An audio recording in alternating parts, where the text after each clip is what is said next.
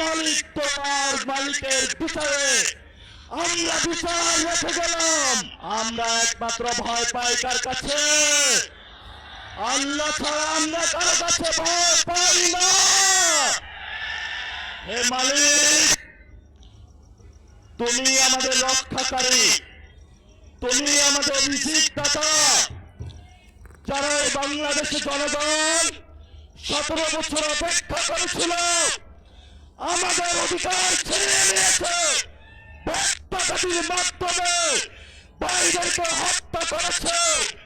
আসার মালিক তোমার মালিকের বিচারে আমরা বিচার রেখে গেলাম।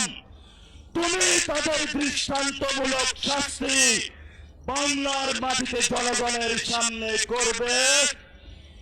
আমরা আজকে তোমার মসজিদের সামনে বিচার রেখে গেলাম। বাংলাদেশের মানুষ